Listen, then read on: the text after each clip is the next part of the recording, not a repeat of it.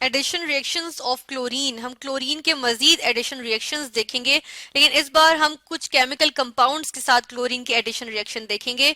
और हम देखेंगे, पहले हम अगर इसका रिकॉल कर लें कि एडिशन रिएक्शन का अगर हम जनरल फार्मूला लिखें तो हमें देखेंगे, इस दफा हम देखते हैं कि एक केमिकल कंपाउंड ले लेते हैं और हम जनरली ले रहे हैं ए बी। हमारे पास लेट सपोज हमारे पास एक केमिकल कंपाउंड है और इसने क्लोरीन के साथ रिएक्ट किया, क्लोरीन गैस के साथ ये रिएक्ट किया इसने, और हमारे पास जो प्रोडक्ट आई वो एक एडिशन प्रोडक्ट आई, यानी कि क्लोरीन ने इसको अपने अंदर ऐड कर लिया और हमारे पास ए बी क्लोराइड आ गया, ठीक है, या ए बी का हमारे पास जो है वो कंपाउंड आ गया क्लोरीन के साथ, एक एडिशन प्रोडक्ट आ गई। तो हम यहाँ पे अब इसकी जो है वो कुछ एग्जांपल्स लेके देखेंगे। हम यहाँ पे जो पहली एग्जांपल लेंगे वो होगी कार्बन मोनोऑक्साइड। कार्बन मोनोऑक्साइड हमारे पास जो है वो एक गैस होती है जो एक पॉइजनस गैस होती है, जिसकी बहुत थोड़ी सी अमाउंट जो है वो हमारे पास एनवायरनमेंट में भी मौजूद होती है, ठीक है। और एक पोल्यूटेंट है कि इसकी जो है कंसंट्रेशन बढ़ जाएगा एनवायरनमेंट में तो पोल्यूशन कॉज करती है। तो इसका रिएक्शन जब हम देखेंगे क्लोरीन के साथ, ये हमारे पास क्लोरीन गैस आई, तो क्लोरीन गैस के साथ जब ये रिएक्ट करती है तो हमारे पास आती है फॉस्जीन गैस। अब फॉस्जीन गैस क्या होती है? COCl2, ये एक गैस है और ये कहलाती है फॉस्जीन गैस। हम अगर आगे लिख दें कि ये है फॉस्जीन गैस, ठीक है। फॉस्जीन गैस जो होती है वो एक बहुत ही पॉइजनस गैस होती है और वर्ल्ड वॉर 1 में भी जो है वो इसका यूज किया गया था और ये बहुत डेडली होती है, डेथ कॉजिंग होती है। और ये जो है वो एज केमिकल वेपन, क्योंकि ये केमिकल कंपाउंड है हमारे पास, तो ये जो है वो एज केमिकल वेपन यूज होती है जंगों में, ठीक है। फिर हम देख लेते हैं सल्फर डाइऑक्साइड। सल्फर डाइऑक्साइड भी हमारे पास जो है वो आ जाता है, एक कंपाउंड आ जाता है, ये एक गैस आ गई सल्फर डाइऑक्साइड गैस हमारे पास, ठीक है। इसने किया क्लोरीन के साथ रिएक्ट, ये क्लोरीन के साथ रिएक्ट करेगी, ये हमारे पास आ गई क्लोरीन, इसने क्लोरीन के साथ रिएक्ट किया और हमारे पास क्या चीज आ जाएगी? हमारे पास आ जाएगी सल्फ्यूराइल क्लोराइड। हमारे पास बनेगा सल्फ्यूराइल क्लोराइड, और अगर सल्फ्यूराइल क्लोराइड का हम फॉर्मूला देखें तो वो होता है SO2Cl2।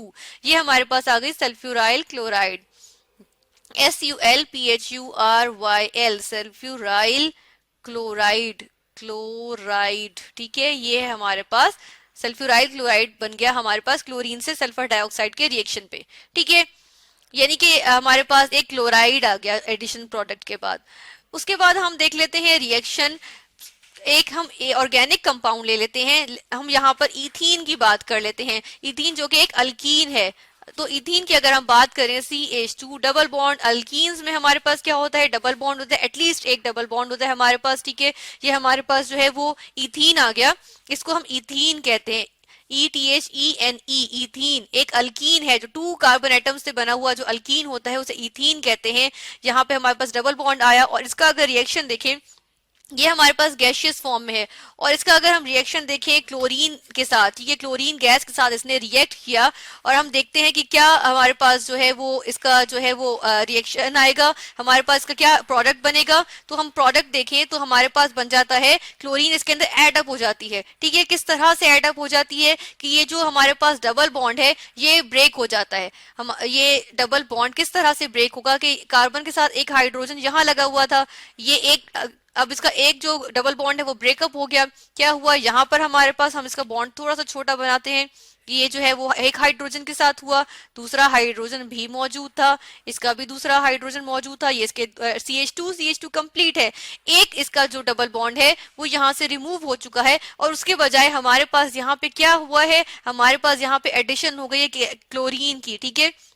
एक क्लोरीन यहाँ पे ऐड हुआ और एक क्लोरीन यहाँ पे, एक कार्बन के साथ एक क्लोरीन ऐड हो गया और दूसरे कार्बन के साथ दूसरा क्लोरीन ऐड हो गया, ठीक है। और हमारे पास अभी क्या चीज बनी है? हम अगर इसका नाम लिखें तो हमारे पास होता है 1,2 डाइक्लोरो, हम डाई का डी जो है वो कैपिटल करेंगे यहाँ पे, 1,2 डाइक्लोरो, और हमारे पास इथेन, डाइक्लोरो इथेन, ये हमारे पास आ गया, ठीक है। अब ये इथीन नहीं रहा क्योंकि इसके अंदर डबल बॉन्ड तो खत्म हो गया ना, तो अब ये जो है वो इथेन हो गया, अल्केन है, ठीक है। और वो भी क्लोरो अल्केन क्योंकि इसके अंदर हेलोजन यानी क्लोरीन इसमें ऐड हो गए, तो हमारे पास है क्लोरो, और 2 क्लोरीन ऐड हुए तो डाइक्लोरो, और 2 कार्बन एटम से मिलके बना है तो ये इथेन, और क्योंकि सिंगल बॉन्ड है इसलिए एन, ठीक है। एथ आया क्यों? क्योंकि हम यहाँ पे साथ साथ चलें लिख देते हैं कि हमारे पास क्या है, 1 2 किस तरह से हमने इसकी काउंटिंग की, ये 1 आ गया हमारे पास और ये कार्बन नंबर 2 आ गया। ठीक है, हम इनमें से किसी को भी ये 1 दे सकते हैं और डेफिनेटली दूसरा वाला ऑफ कोर्स हमारे पास 2 कार्बन नंबर 2 होगा। ठीक है, तो 1 2 आ गया, हमने क्या किया 1 2 लिखा, फिर हमने क्लोरीन की जो है वो इसमें से जो है वो पोजीशन को मेंशन कर दिया। डाई क्लोरो यानी हमारे पास 2 क्लोरीन आ गए। ठीक है, एथ आ गया कि 2 कार्बन हैं। ठीक है, 2 कार्बन, क्लोरीन Cl क्लोरीन के लिए, सी हमने लिखा कार्बन के लिए, 2 कार्बन आ गए। ठीक है, और एन जो है उसका मतलब क्या हुआ हमारे पास, हम यहाँ पे लिख देते हैं एन का मतलब है अल्केन, यानी कि हमारे पास जो है वो कार्बन टू कार्बन जो है वो हमारे पास क्या है, सिंगल बॉन्ड है। ठीक है, हम देखते हैं कार्बन टू कार्बन हमारे पास सिंगल बॉन्ड आ रहा है, तो ये हमारे पास हो गया 1 2 डाइक्लोरो इथेन। हमारे पास क्लोरीन जो है वो एड अप हो गई, किसमें, इथीन में एड अप हुई। इनके एक इनका जो कार्बन के दरमियान, 2 कार्बन के दरमियान बॉन्ड था, डबल बॉन्ड था, हमने उसको ब्रेकअप किया और क्या किया, उसके अंदर क्लोरीन जो है वो ऐड हो गई। ठीक है, और इस तरह क्लोरीन ने एडिशन रिएक्शन शो किया और बना लिया 1 2 डाइक्लोरो इथेन। तो हमारे पास हमने देखा कि कार्बन मोनोऑक्साइड के साथ क्लोरीन के रिएक्शन पे फॉस्जीन गैस, जो कि बहुत ही पॉइजनस गैस है, वो बनी हमारे पास। सल्फर डाइऑक्साइड का क्लोरीन से रिएक्शन हुआ तो सल्फ्यूराइल क्लोराइड बना। और जब हमारे पास इथीन गैस का हमारे पास क्लोरीन के साथ रिएक्शन हुआ तो हमारे पास प्रोडक्ट आई, एडिशन प्रोडक्ट 1 2 डाइक्लोरो इथेन। ठीक है, तो हम अगर यहाँ पे इथीन को जो है हम यहाँ इलेबोरेट करने के लिए हम इस तरह से लिख देते हैं कि कार्बन के दरमियान जो है हम यहाँ पे देखते हैं कि कार्बन और कार्बन का रिएक्शन हुआ है, और अगर हम एक हाइड्रोजन यहाँ शो कर देते हैं और चलें एक हाइड्रोजन हम यहाँ शो कर देते हैं, इथीन को हम थोड़ा सा नीचे कर देते हैं यहाँ से, हम यहाँ पे अगर इस तरह से, ताकि हम मजीद इलेबोरेट कर सकें, ये इथीन है एक्चुअली।